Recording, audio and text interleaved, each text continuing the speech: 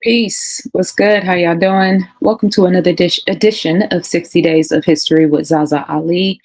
Today is day 11, and we will be talking about the armor of a samurai. The image in the middle of your screen is none other than the great African samurai Yasuke, which there is a large portion of chapter 4 dedicated to. Yasuke, the African samurai, as well as we open with Sakanuye no Tamoromaru, who was, for all intents and purposes, the originator of what later became known as the samurai. And so, because we featured these two legendary figures, I wanted to also kind of embellish uh, different aspects of the samurai culture. One of those being, excuse me, the armor of a samurai. The armor of a Japanese warrior is known to have evolved from Korean and Chinese inspiration. Helmets and cuirasses were produced in Japan as early as the 4th century. And you'll recall from the Sakanuye no Tamoromaru section that I read, maybe I discussed this, but his family, who were known as, well, some of his family known as the men of the East, mercenaries and warriors for hire, came from Korea, are said to have migrated from Korea. So that's interesting, as well as the timeline, which is 794 to 1185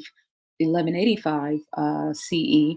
And of course, Sakanuye no Tamoromaru was prominent in Japan around 794, around that timeline. So during the years 794 to 1185 of the Heian period, these cuirasses evolved and developed into a more common style of armor that was used by the samurai class.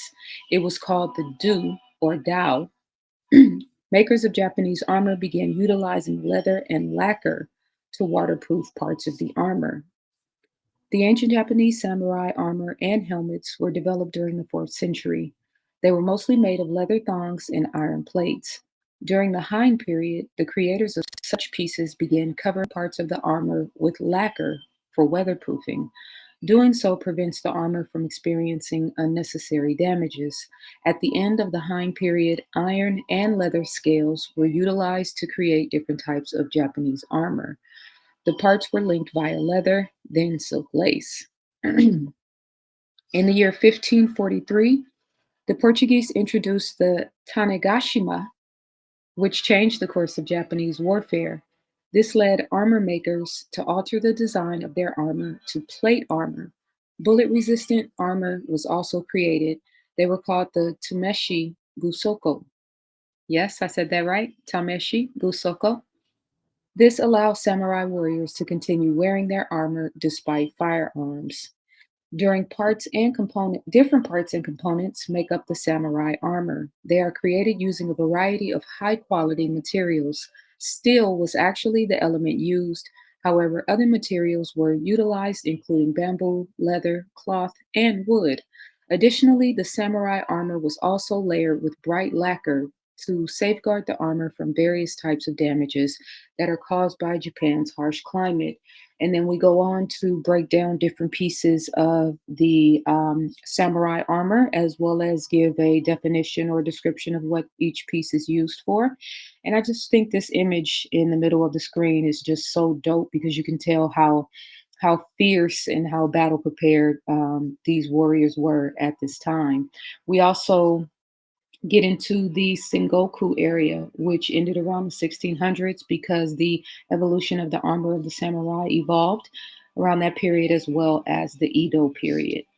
Ancient People is a social studies and history textbook by ZaZa Ali. It is a full color, 349-page historical expose focused on ancient civilizations around the world.